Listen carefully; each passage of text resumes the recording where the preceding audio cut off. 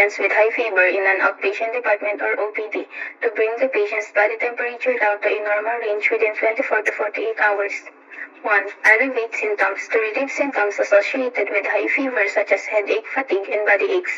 2. Identify underlying cause to determine the underlying cause of the fever through diagnostic tests and examinations. 3. Provide symptomatic treatment. To provide treatment to manage symptoms such as antipyretics and hydration. 4. Prevent complications. To prevent potential complications of high fever such as dehydration and seizures.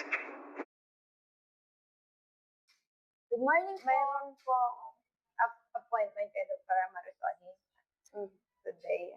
My name is Sherwood po. Ako muna kayo, ma'am. Okay. I-check ko lang po, ma'am. Wait lang po,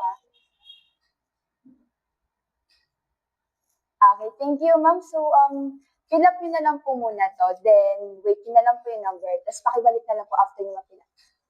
Alin po dito? Name, address? Name po, age, contact number, address, tsaka yung appointment time niyo po. Thank you. Yung number niyo po, ma'am. Thank you.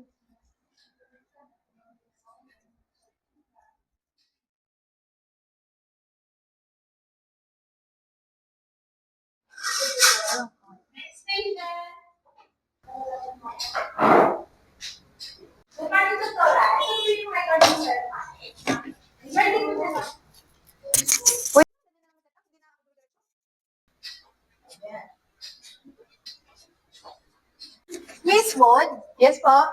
Dito po tayo, ma'am. Have a seat po. Ano po palang concern nila, ma'am? High fever kagabi. High fever. 39.5.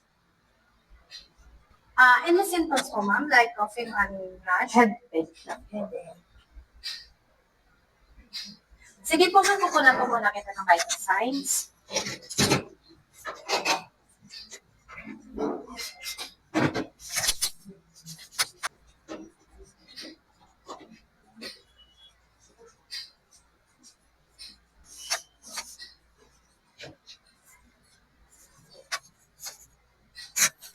Lagyan lang po natin yung isang hand nito sa right. Kasi naman, okay lang po kita ng pulse.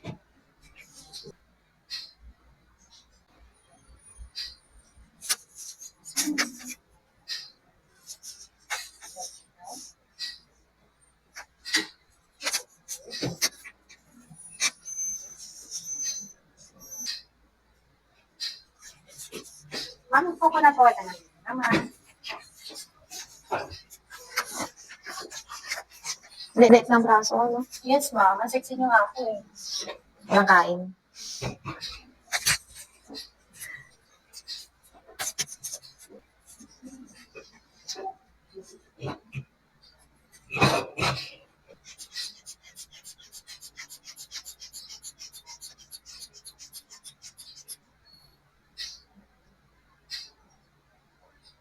Baka naubos na.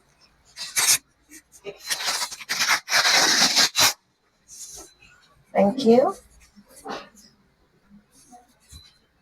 Sige po, ma'am. Waiting mo po natin yung call ng doctor po. Next patient.